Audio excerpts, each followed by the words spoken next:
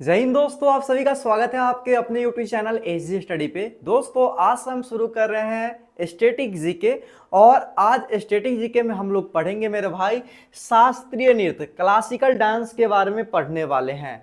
और आप सभी को पूरा डिटेल में क्लासिकल डांस पढ़ाऊंगा।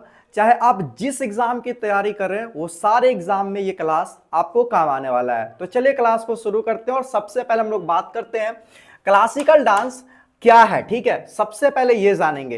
देखो क्लासिकल डांस जो है मेरे भाई शास्त्रीय नृत्य जो है अत्यधिक तकनीकी और शैलीबद्ध रूप से किए जाते हैं। कहने का मतलब ये है कि शास्त्रीय नृत्य करने के लिए मेरे भाई उसमें बहुत रूल और रेगुलेशन होते हैं।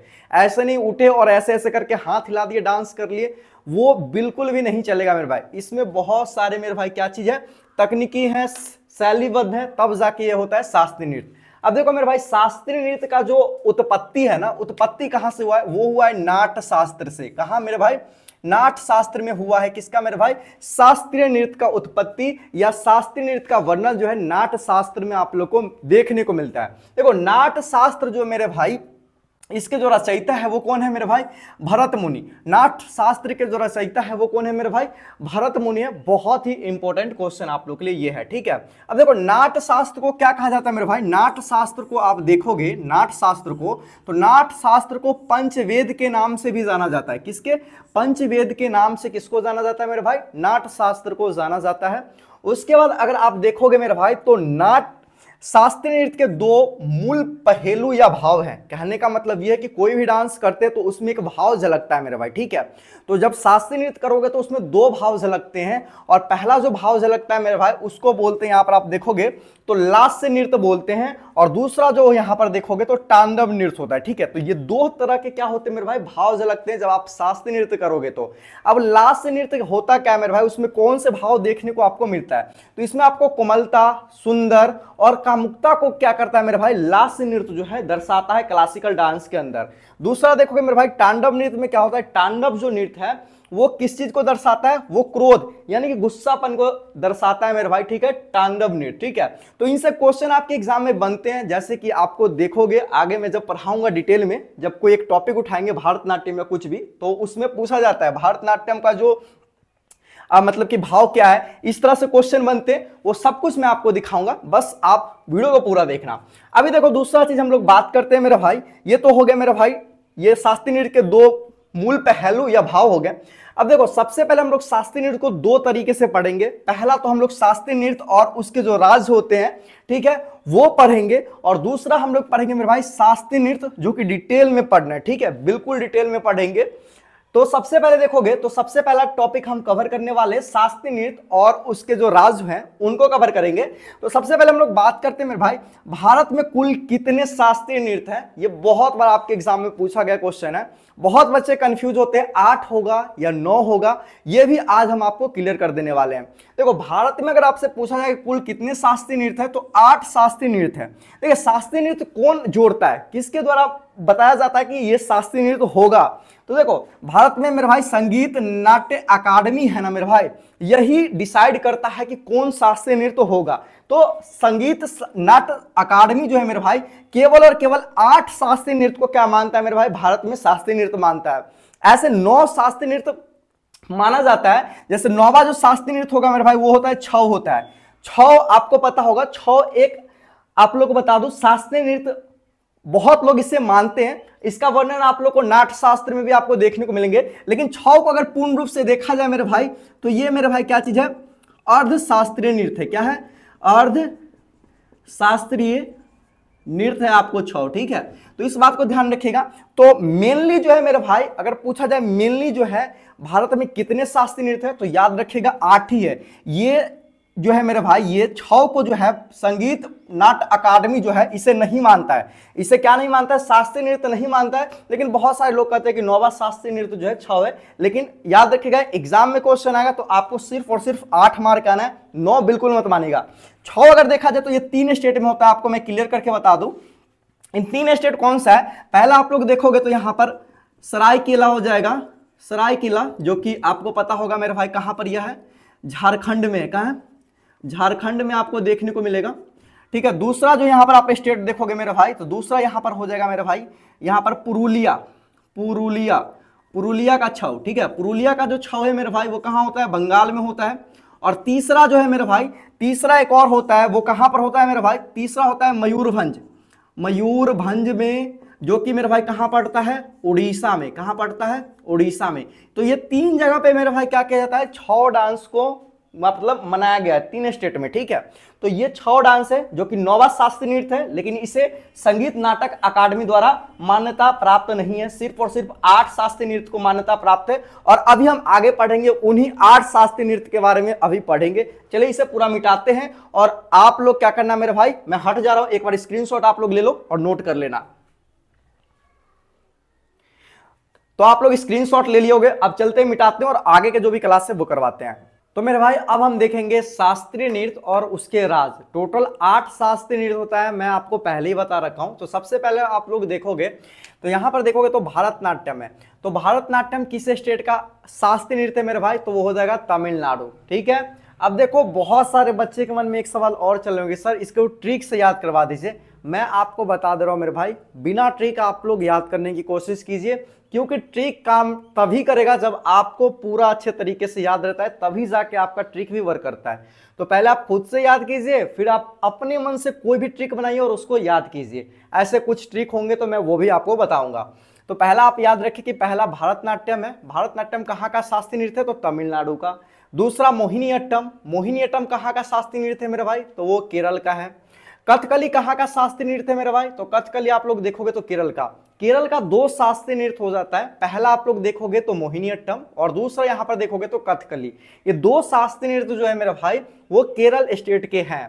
उसके बाद आप लोग देखोगे तो कुचिपुड़ी, कुचिपुड़ी कहाँ का है मेरे भाई, तो ये आंध्र प्रदेश का है मेरे भाई। कहाँ का है, आंध्र प्रदेश का शास्त्रीय नृत्य है। अब देखो मेरे भाई यहाँ पर देखोगे तो ये 4 जो आप लोग देखोगे, ये 4 ऊपर के जो टॉप 4 आपको दिखेंगे, ये शास्त्रीय नृत्य जो है मेरे भाई वो साउथ के हैं। साउथ में बस याद रखना 4 होते हैं, जिसमें से एक जो हो जाएगा भारतनाट्यम। भारतनाट्यम जो हो जाएगा मेरे भाई क्या चीज, तमिलनाडु।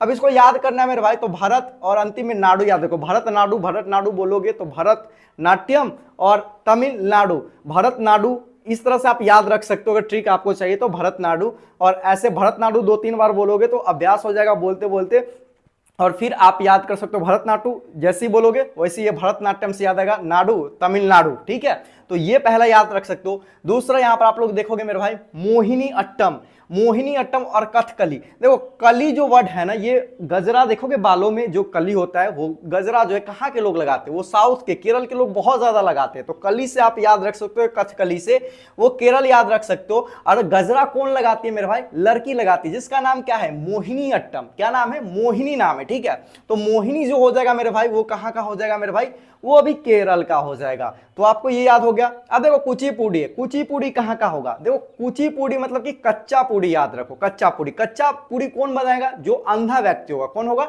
जो अंधा व्यक्ति। तो अंधा से क्या रखोगे, आंध्र प्रदेश याद रखना। कुचिपुड़ी क्या हो जाएगा, आंध्र प्रदेश। अब आपको याद भी हो गया होगा मेरे भाई, ठीक है। अब चलो आगे हम बात करते हैं ओडिसी।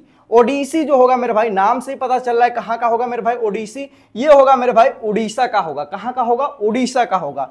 उसी तरह देखोगे मेरे भाई तो कथक, ये कथक वर्ड जो है यहाँ पर उत्तर प्रदेश हो जाएगा। अब एक चीज कंफ्यूजन बहुत सारे बच्चे होते हैं मेरे भाई, कथक और कथकली, ये 2 वर्ड में बहुत ज्यादा कंफ्यूजन होते हैं जो नए नए पढ़ना शुरू करते हैं। अब देखो कथकली, कली जैसी वर्ड है यानी कि फूल लगाएगा। फूल कौन लगाएगा मेरे भाई, मोहिनी लगाएगी। तो मोहिनी और कथकली कहाँ का हो जाएगा, केरल का। कंफ्यूज मत होना। और देखो कथक, कथक उत्तर प्रदेश। कत्था, जब पान आप लोग खाते होगे तो पान में क्या लगाते हो मेरे भाई, कत्था लगाते हो ना। ऐसे भी उत्तर प्रदेश के लोग पान खाते हैं कत्था लगा लगा के। तो कत्था से आप याद रखो कथक। तो कथक कहाँ का हो जाएगा मेरे भाई, उत्तर प्रदेश के। इस ट्रिक से आप याद रखिएगा। मणिपुरी, नाम से ही पता चल रहा है मेरे भाई क्या चीज है, मणिपुरी। मणिपुर से होगा। मणिपुरी कहाँ से होगा मेरे भाई, मणिपुर से होगा। अब देखो सत्रिया है मेरे भाई, क्या चीज है, सत्रिया। सत्रिया कहाँ का हो जाएगा, असम से। अब देखोगे इसमें तो 2 जो स्टेट आपको देखेंगे मेरे भाई, नॉर्थ ईस्ट से स्टेट आपको देखने को मिलेंगे। एक प्रॉपर ऐसा डांस है मेरे भाई कथक, जो नॉर्थ क्षेत्र, ओनली नॉर्थ।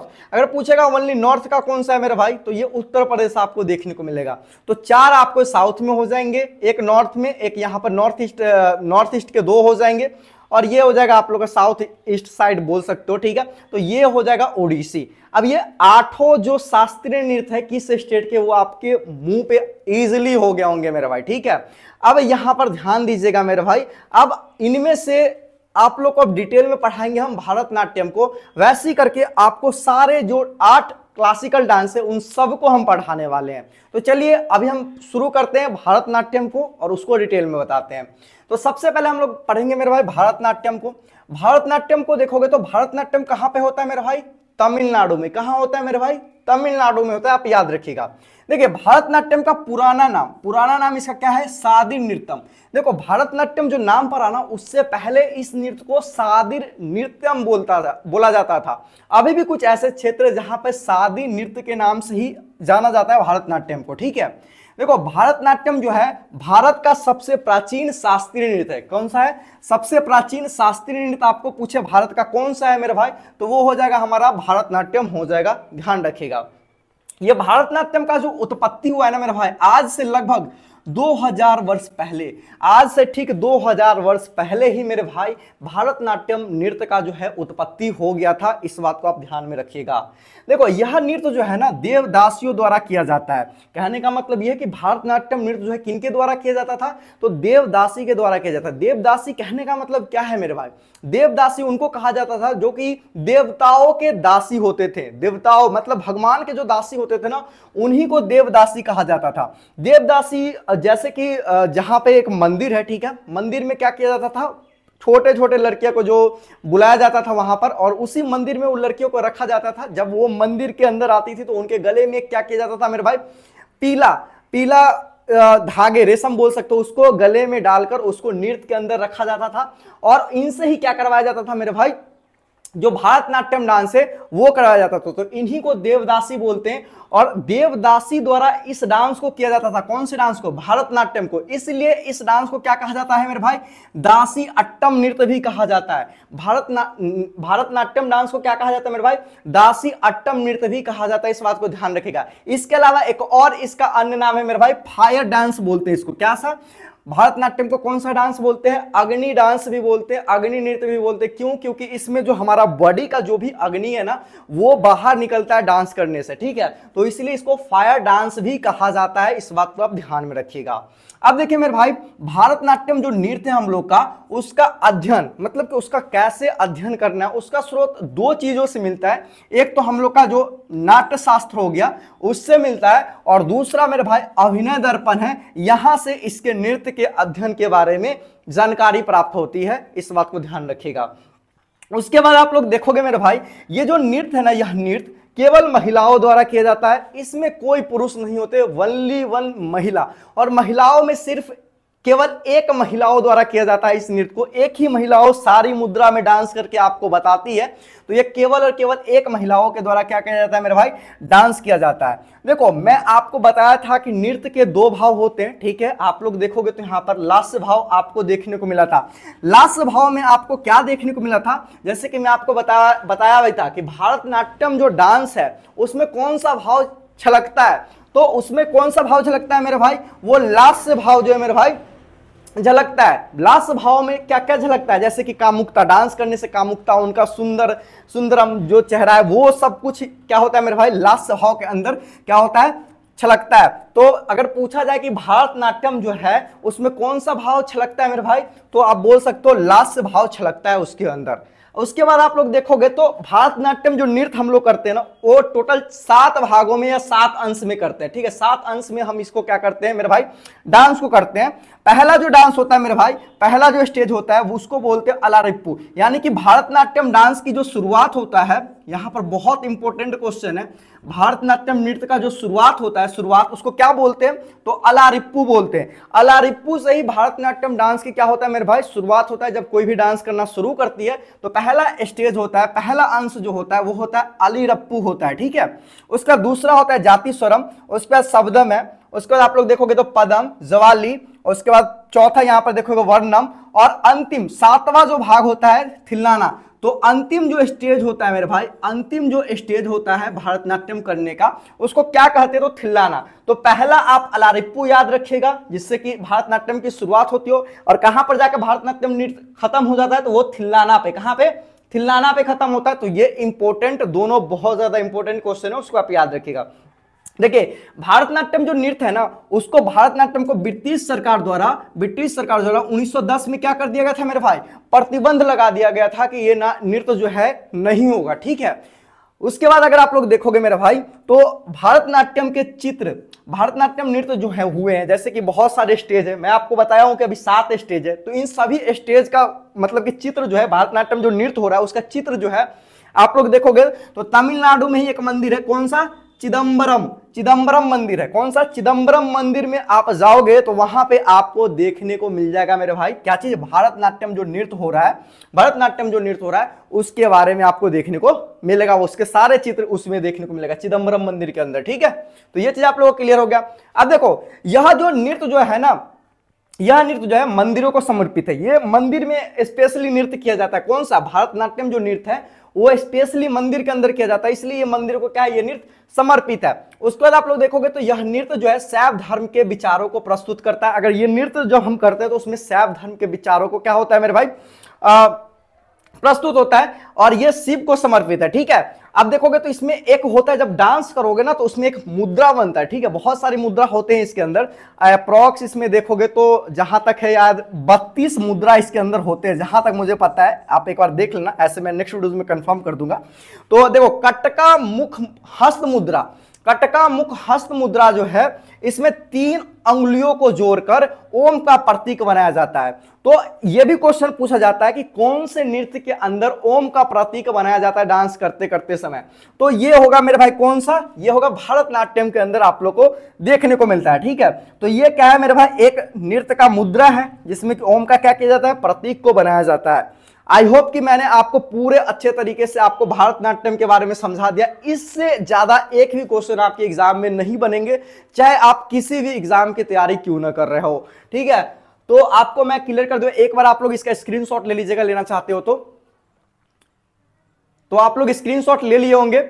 आज की क्लास को हम यहीं तक रखेंगे, कल जो होगा मेरे भाई और भी जो डांस हम लोग का बचेगा, मोहिनीअट्टम, कथकली, कुचिपुड़ी, उड़ीसा, कथक, मणिपुरी, सत्रिया, इन सारे का डिटेल पढ़ेंगे। जैसे आज हमने इसका डिटेल पढ़ा भारतनाट्यम का, वैसे ही सबका डिटेल हम कल पढ़ने वाले हैं। तो आप लोग इसका पार्ट 2 देख लीजिएगा, पार्ट 2 जैसे ही बन जाएगा तो लिंक आप लोगों को डिस्क्रिप्शन बॉक्स में प्रोवाइड कर दूंगा, और ऐसे ही प्लेलिस्ट इसका बन जाएगा स्टैटिक जीके के नाम से, तो आप लोग जाके देख लीजिएगा। पूरा स्टैटिक जीके आप लोगों को डिटेल और अच्छे तरीके से पढ़ाऊंगा, जो एग्जाम में आएगा मेरे भाई वही पढ़ाऊंगा। और एक बार आप पढ़ के देखिए, एक बार हमें मौका दीजिए, आपको बहुत बहुत अच्छा स्कोर करवा दूंगा स्टैटिक जीके के अंदर, मैं कह रहा हूं 100% मेरे भाई। ठीक है, तो इस वीडियो को अपने दोस्तों के साथ शेयर कीजिए, बाकी हम मिलेंगे नेक्स्ट वीडियो में इसके पार्ट 2 को लेकर। तब तक दोस्तों जय हिंद, वंदे मातरम।